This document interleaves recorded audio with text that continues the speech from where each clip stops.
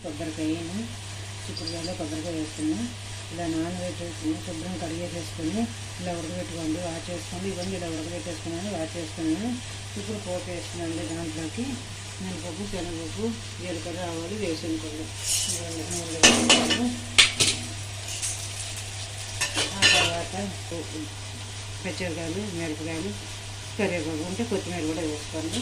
ఇంగువ పోపు వేసుకున్నాను. పోపు వేగాక పచ్చిమిరకాయలు, కరివేపాకు, మిరపకాయలు వేసుకోవాలి. ఇంగువ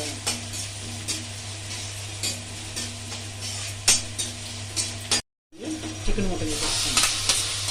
ఆ చిక్కుడుకాయలో వడపోసిన నీళ్లు పారిపోయలేదు. నీళ్ళు పోపెట్టుకుని చింతపండు, బెల్లం అది వేసుకొని పాకం వేసుకోవచ్చు. ములక్కాయ చారులాగా చిక్కుడుకాయ నీళ్ళు, చిక్కుడుకాయ చారు ఇలా కలిపి మూత పెట్టుకోండి.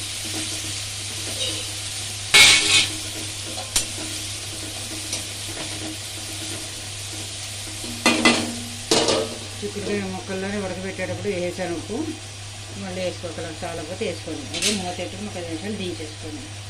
గుండు కొంచెం కారం వేసుకోండి. కావాలంటే ఉప్పు సరిగ్గా సరిపోయింది. కొబ్బరికాయతో చిక్కుడుకాయ కూర అండి అది.